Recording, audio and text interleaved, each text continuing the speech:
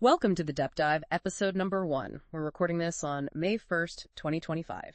Great to be here. We've gathered quite a collection of recent news and reports today. Yeah, a lot happening. And our goal is really just to pull out the key insights for you, focusing mainly on what's been going on across the United States. Right. We'll cover economics, sports, immigration, politics, science, tech, medicine. And even some international stories that definitely have ripple effects here, basically giving you a clear, engaging look at what's happening and, why it matters. Exactly. Let's unpack it. Okay, where do we start? Economics feels like a big one right now. Yeah, let's dive right in there.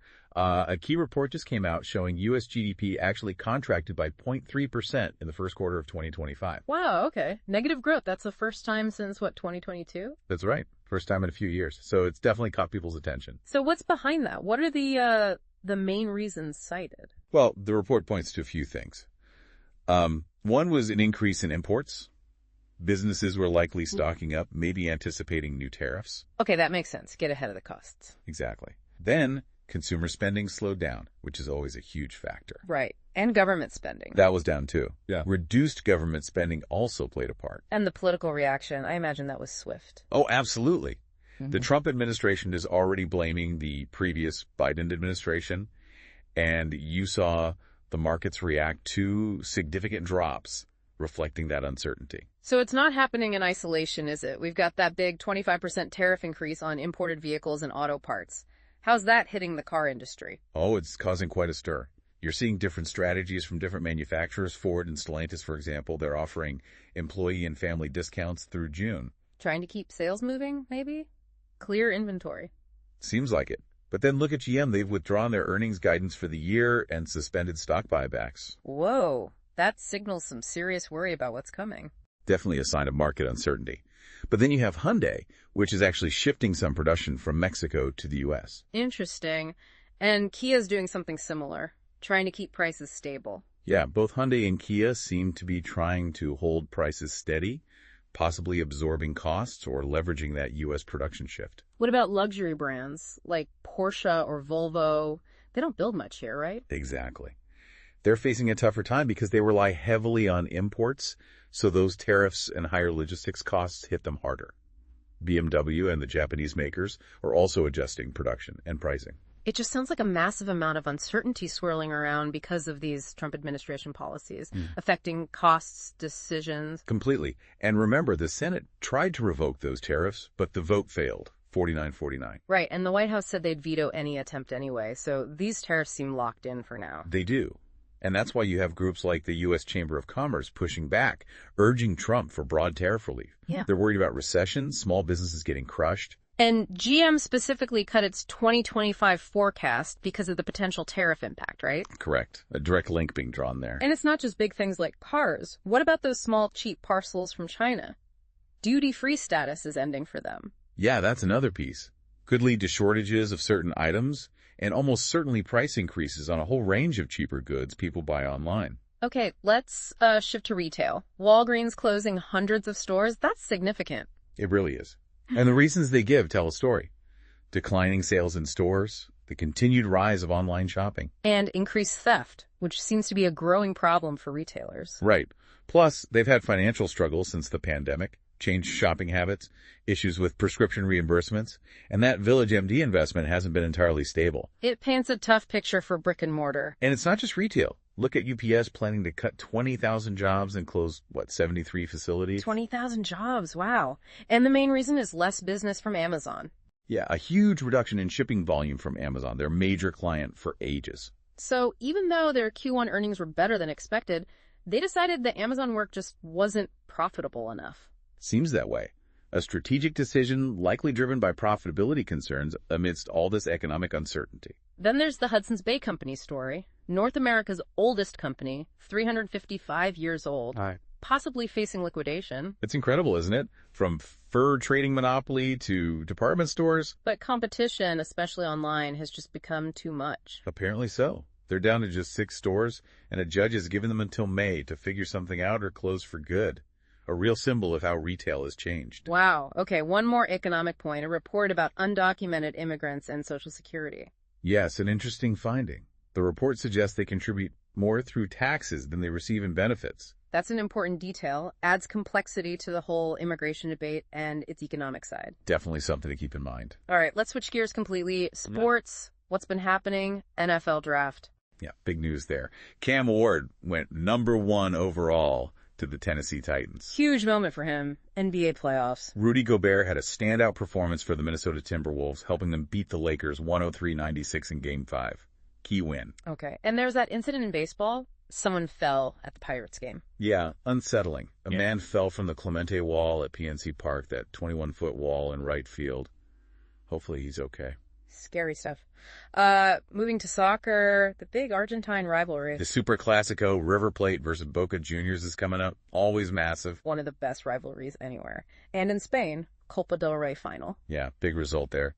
FC Barcelona beat Real Madrid 3-2. Thrilling match. That's a major trophy for Barca. Any fallout for Real Madrid? Maybe for the coach, Ancelotti? Definite speculation about his future now. We saw the goal stats, past winners. Barca's had a good run in this cup recently. I saw something about the referee being upset. Yeah, side note. Apparently he was deeply affected by media attacks, especially how it impacted his son. Shows the intense pressure. It really does. Boxing. Canelo has a new opponent. He does. Cuban boxer William Skull. And the narrative is focusing on Skull's battles outside the ring, adding some drama. Okay. MLS Inter Miami. They're visiting the Vancouver Whitecaps. Javier Mascherano called it a historically significant game. They're definitely aiming for that CONCACAF Champions Cup final. High ambitions. And Liverpool's season in the Premier League. Reports highlighted the key role of Latin American players in their successful campaign. Global talent making a difference. Good to see. Simone Biles won another award. Yes, a Laureus Award. And she spoke about the development of women in sports. Still such a powerful voice. Absolutely. College sports had a couple of different stories. UNC's coach defending someone. Yeah, Mac Brown defended Courtney Hudson for interjecting in an interview. But a much more serious story out of Syracuse. The lacrosse team. 11 players surrendered to authorities.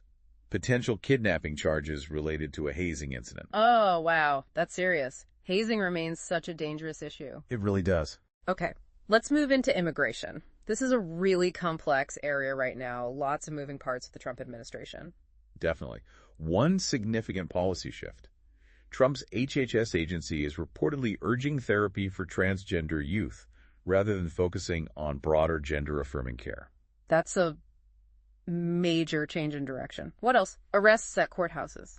Yeah, there are reports of increased immigration arrests happening inside or near courthouses. Advocates are worried this will scare people away from the justice system, even if they're victims or witnesses. Right, a chilling effect. And this seems to be getting international attention. May Day marches. It does. Reports noted Trump's policies casting a shadow over May Day events globally, Tokyo, Turin, LA, suggests widespread awareness and concern. Is the administration facing pushback in the courts on some of this? Seems so. Reports indicate Justice Department lawyers are having trouble winning over judges in some immigration cases. Okay, and there was that contempt ruling. Yes. A judge held the administration in criminal contempt over the Kilmar Abrego Garcia case for violating a deportation order. That's a pretty serious step. It certainly is. And what about future policies? I heard talk of sending migrants to places like Libya or Rwanda. That's reportedly being considered. Obviously raises huge ethical and practical questions. And this idea of crimmigration, what's that about? It's this concept, this strategy of framing immigration issues more and more as criminal matters. Basically, advocates say it's about illegalizing immigrants to make mass deportation seem more justifiable. I see. And they had to reveal some operation about canceling student registrations. Yeah, they were forced to disclose an operation that canceled immigration registrations for thousands of students. Big concerns there about due process, disruption to their lives and studies. Is Florida actively involved in deportation efforts? Reports suggest Florida is leading the way among state and local governments in signing on to support Trump's mass deportation plans. But is everyone on the same page? I heard the border czar might be managing expectations. That's an interesting counterpoint. Reports suggest he's been privately telling a Republican congressman that mass deportations might not be as straightforward or quick as some hope, recognizing the logistical hurdles maybe. Meanwhile, funding for school mental health is being cut. Yes, $1 billion in grants cut, citing conflicting priorities. That's going to impact support for students significantly. And Florida is trying to enforce its own law, criminalizing illegal entry. Correct. Adding another layer of state-level enforcement. And the Abrego Garcia case continues, with a judge demanding reports on efforts to return him. The details of his mistaken deportation sound complex, differing views from judges and the government. Very much so. It really highlights the potential for error in the system. Yeah. And Senate Democrats are now planning a vote trying to get more transparency on deportations, specifically to El Salvador. It makes you wonder, how can someone with a green card even be deported? It's not always clear. It's a complex legal area. Certain criminal convictions or other violations can trigger deportation, even for lawful permanent residents. And getting a green card itself can be a long, involved process. What about people with temporary status, like Venezuelans on TPS? What happens when that ends? There are reports outlining potential options they might have to avoid deportation, but it's a precarious situation for many. USCIS is also changing the green card application form, adding another thing for applicants to track. And there's obviously a lot of fear about who might be targeted for deportation in a potential second Trump term, that SOS signal from migrants in Texas. Yeah, a visual sign of that fear. And reports of ICE detaining a pro-Palestinian student activist also raise questions about enforcement priorities and civil liberties. Now, digging into the El Salvador situation specifically, President Bukele has concerns. He does. Reportedly worried about the criminal backgrounds of some Venezuelans being deported there by the U.S. Interestingly, even though he's publicly aligned with Trump on immigration, he privately asked the U.S. for proof that these deportees were linked to the Tren de Aragua gang. And did the U.S. provide proof? They provided some evidence, but reports say few actually had documented links to that gang. There was also that awful mistake with the women sent to the wrong facility. Yes, 8 women mistakenly sent to an all-male detention center in El Salvador before being returned to the U.S. A major error. And Bukele asked for MS-13 leaders detained in the U.S. to be sent back to El Salvador for questioning. He did, and U.S. officials eventually agreed, despite some initial concerns. All this while the Supreme Court is considering the use of the Foreign Enemies Act for deportation. Exactly. That act could allow deporting suspected gang members without full hearings. But court documents suggest many deported under it so far had no criminal records, raises huge due process questions. Which explains why Senate Democrats want that transparency vote. Precisely. And a U.S. senator returning from El Salvador said the Abrego Garcia case isn't isolated, it points to bigger system issues. We also saw Venezuela accuse the U.S. of kidnapping a toddler separated from deported parents. A deeply concerning accusation. And experts are saying finger tattoos aren't proof of MS-13 membership, undermining a key part of the Abrego Garcia case. There was also a court ruling limiting some warrantless Border Patrol arrests. Yes. A judge prohibited some warrantless arrests of residents suspected of being undocumented, a check on enforcement practices. But the fear persists, like those Venezuelan migrants in Texas sending SOS signals, scared of being sent to that prison in El Salvador. It's affecting international students, too, making them rethink studying in the U.S. Reportedly, yes. They're weighing new risks. And Venezuela has hired lawyers to try and free its citizens deported to El Salvador by the U.S. And even Chinese migrants deported by the U.S. are now seeking asylum in Costa Rica. Yes, it shows how these policies ripple outwards, changing migration routes and destinations. Okay, let's pivot to politics more broadly. We've touched on some Trump administration actions, like facing court setbacks. What else is happening? Well, there was that unusual comment about Elon Musk staying at DOGE. Unclear exactly what that meant, but very characteristic. Right. And a hug with Governor Whitmer in Michigan. Yes, a moment caught on camera upon his arrival. People are also looking back at his first 100 days, sort of comparing then and now. And reports suggest key Democratic groups are bracing themselves, expecting to be targeted by the administration.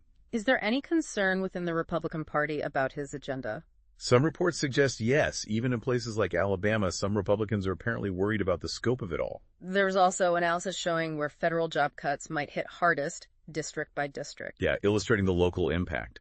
His transactional approach to diplomacy continues to be a theme on the world stage. And ending that federal fellows program, that's discouraging for young people wanting public service careers. It certainly seems that way, Yeah. potentially closing off a pathway into government. The economists are outlining forces that could shape his first year back. And there's that interesting shift where some Republicans who opposed armed IRS agents might now support them for immigration enforcement. A change in priorities, perhaps. He's also speaking at the University of Alabama graduation. Right. And we mentioned the HHS policy on transgender youth care. Plus, the DEI crackdown reportedly causing some colleges to cancel graduation ceremonies. That's bound to be controversial. And the descriptions of his cabinet meetings, a mix of loyalty demands and business. That's the reported dynamic. Meanwhile, Vice President Harris gave a major speech accusing Trump of a wholesale abandonment of American ideals. Strong words. Trump had that quote about trade wars. Kids getting fewer dolls, but China suffering more. Yeah, framing his stance on trade toughness. And we know about the judge's order regarding Abrego Garcia. Plus, fact-checkers are scrutinizing his 100-day accomplishment claims, Pointing out discrepancies like military recruitment rising before his current term started. He's also mentioned invoking the Foreign Enemies Act for faster deportations. A legally contentious idea, and despite earlier talk, he now seems hesitant about putting tariffs back on cars. That's a shift. Interesting. Mexico Scheinbaum reported a positive call with him. Yes, could signal something for U.S.-Mexico relations. But economists are already pointing to negative economic effects from some policies, like that GDP drop. And Harris's critique continues to be sharp. Not okay to make U.S. citizens disappear. Plus, analysis of his approach to Latin America. Looking ahead, cabinet nominees apparently face loyalty tests, and his borders are, as we said, might be tempering expectations on deportations among Republicans. In personnel news, Special Counsel Jack Smith resigned from the DOJ. A significant departure. And again, Trump expressing doubt now about auto tariffs. Internationally, the UK joined the U.S. in strikes against Houthis in Yemen. First join up under this administration. And Trump continues to blame Biden for the negative economic numbers. Harris's criticism remains pointed. What about the White House response? They commented on Harvard's changes. Yeah, called them positive, but said more is needed, maybe on campus speech or related issues. And as we've said, Harris delivered that forceful critique of Trump's record. Democratic leader Jeffries called the first 100 days chaos, cruelty, and corruption. Underscores the deep partisan divide. Okay. International relations with U.S. ties. The U.S.-Ukraine Minerals Agreement. Yes, a crucial deal signed. Focuses on securing critical resources, important for supply chains and geopolitics. But reports of drone attacks and deaths followed that signing. Tragically, yes. A reminder of the ongoing conflict's human cost. Russia's foreign minister visited the Dominican Republic. Yes, strengthening ties, opening a Russian embassy there, shows Russia's continued engagement in the Caribbean. And Senator Rubio was talking to India and Pakistan about their rising tensions. Yes, a very dangerous situation. India even closed its airspace to Pakistani airlines. And the UK-US joint operation against the Houthis in Yemen we mentioned. Right. Other political snippets. Reports of sex assault in the military are down. Yes, fueled by a big drop in the army figures. Senate Democrats pushing for that vote on El Salvador deportation transparency. The ex-FBI informant who lied about the Bidens stays in prison. FBI reassigned agents who knelt during the 2020 protests. An appeals court upheld limits on DOGE accessing Social Security info. The Senate voted down the resolution to block Trump's global tariffs. North Carolina court allowed the move, stripping the governor of some election board appointments to proceed. North Carolina also pursuing its own DEI restrictions amid the federal pushback. A former Trump official is backing World Heritage status for the Okefenokee Swamp, an interesting turn. Supreme Court ruled in favor of federal workers who are also military reservists regarding pay. Chief Justice Roberts might be the key vote on that publicly funded religious charter school case. A Montana town kept its Native American mascot with Trump's support. California's high-speed rail lead is pushing for private investment. South Carolina's treasurer apparently survived an ouster attempt. And a UN official urged Israel to lift the Gaza aid blockade, calling it cruel collective punishment. Okay, let's shift to science and technology. Virtual reality in medicine seems to be taking off. It really does. Doctors, medical students using it for pain management, surgical training simulations. And it actually works. Studies show better outcomes. Yeah, quite convincingly. Yeah. One review found VR training improved learning in 17 studies and led to higher accuracy in practice in 20 studies. It's becoming a real tool. What about regenerative medicine? That sounds futuristic. It holds huge promise. The whole idea is repairing, replacing, or regenerating damaged cells, tissues, organs. So things like gene therapy, cell therapy. Exactly, and tissue engineering. Plus, newer areas like prolotherapy and PRP treatment are also evolving. Lots of research happening. Cool. In space, another all-female spacewalk. Yes, the fifth one outside the ISS. Important work continuing up there. And a huge component for that ITER fusion reactor project in France just arrived from the U.S. The magnetic monster, the central solenoid. That's the one. It's enormous, 18 meters tall, uses superconducting magnets to control the plasma for fusion. And Eicher's goal is basically clean, limitless energy. That's the dream. Demonstrating a net energy gain 500 milliWA, out for 50 milliW, in with no long-lasting radioactive waste. It's a massive international effort, and this solenoid is key. Amazing potential. What else in science and tech? Ancient DNA linking a tribe to Chaco Canyon. Yes, confirming that historical connection in New Mexico. Visa wanting to give AI agents your credit card. Raises interesting questions about AI and finance, for sure. Microsoft's profits are up thanks to the cloud. Up 18%. Cloud growth is really powering them through tech sector turbulence. They're also expanding data centers in Europe and pledging protections there. The Webb telescope keeps delivering amazing images. Pillars of creation again. Stunning new views. And the world's biggest solar telescope got its first ultra-detailed image of the sun. Closer to home, Amazon launched its first Kuiper satellites, taking on Starlink. Yep, entering the satellite internet race directly against SpaceX. And that CIA declassified report about an alien attack in Siberia. Yeah, that's a wild one. Based on supposed KGB files from the late 80s or early 90s. What's the story? Soldiers shoot down a UFO. Then 5 humanoids appear, merge into a light sphere, it explodes, and 23 soldiers are instantly petrified. 2 survivors. Sounds like science fiction. Is it credible at all? Experts are highly skeptical. It's based on unverified sources, KGB archives, testimonies. Fascinating, but likely not factual. Right. Okay, moving to medicine and biology.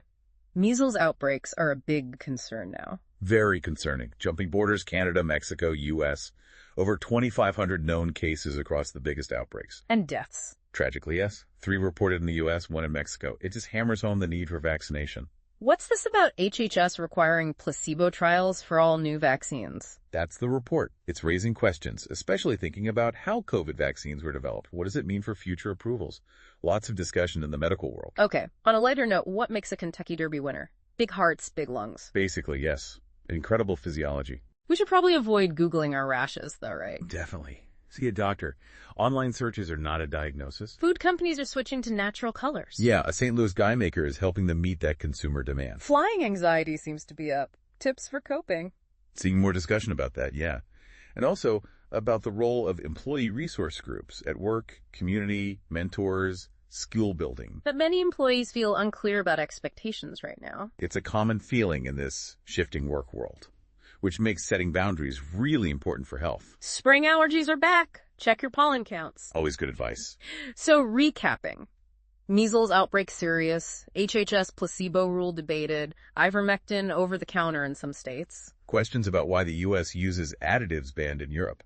This idea of a dopamine menu for mood. The link between oral hygiene and overall health. And advice on talking to kids about puberty. Lots of health topics. Indeed. Okay, last big section. International news with U.S. implications. The Vatican is preparing to elect a new pope. Yes, and several names are circulating as leading candidates. Pietro Parolin from Italy, a diplomat with Latin America experience. Luis Antonio Tagle from the Philippines, Fridolin Mbongo Basungu from DRC, Matteo Zuppi from Italy, Peter Erdu from Hungary. Parolin's background seems particularly relevant given the Church's role in Latin America and U.S. relations. The election outcome always has global ripples. U.S.-China relations remain tense, China suggesting COVID started in the U.S. now. Retaliating against Trump's earlier accusations, it seems. And they released that strong video message, "We will not kneel." Very assertive. Elsewhere. Power outages hit Spain and Portugal. Yeah, widespread disruption to ATMs, subways, traffic lights. Shows infrastructure vulnerability. Photos of the Lotus Lantern Festival in South Korea looked amazing. Beautiful cultural event. But contrasted by stark photos of Palestinians struggling for food under the Israeli blockade. A dire situation. The UN mission detailed deadly attacks in Haiti, questioning the government's response, highlighting the ongoing crisis and instability there. Costa Rica is looking at El Salvador's gang crackdown as a possible model. An explosion among rival gold miners in Bolivia killed 5. Shows the dangers in that industry. And journalists in Haiti are defying incredible risks to cover the violence. Cubans using makeshift rafts, court shows to fish, Brazilians doing spin classes on helipads. Resourcefulness and unusual fitness trends. A general strike in Argentina against President Milei's austerity measures. Significant unrest there. Good news, though. An Ecuadorian soccer player's kidnapped family was rescued. But some traditions continue, like that Good Friday ritual with chains and cactus in Mexico. And the hunger crisis in Haiti is worsening due to violence and the economy. The first lawsuit filed over that deadly nightclub roof collapse in the Dominican Republic, they're still identifying victims. Yes, a terrible tragedy. And the Darien Gap, once a major migration route, is reportedly much quieter under Trump's crackdown. And Russia's foreign minister visited the Dominican Republic, as we mentioned earlier. Yeah, showing continued Russian engagement in the region. It really is a complex global picture right now. Absolutely. So just to quickly summarize the key things we've dived into today. We hit the U.S. economic slowdown, the impact of tariffs, Big moments in sports, both here and abroad. the complexities of U.S. immigration policy, deportations, the situation at the border, Key political moves, international tensions. advances in medical tech like VR, fusion energy hopes with ITER, but also measles concerns. And a whole range of international stories touching on everything from papal succession to regional conflicts and crises. It really underscores how interconnected everything is. It really does. And that brings us to our final thought for you, the listener. Considering all these interconnected events, trade policies hitting local businesses, global health issues, political shifts, what single area do you think will actually have the most profound impact on your life in the coming year? And maybe, what other questions does this deep dive spark for you about how these forces are shaping our world? Something to think about. Thank you for taking this deep dive with us.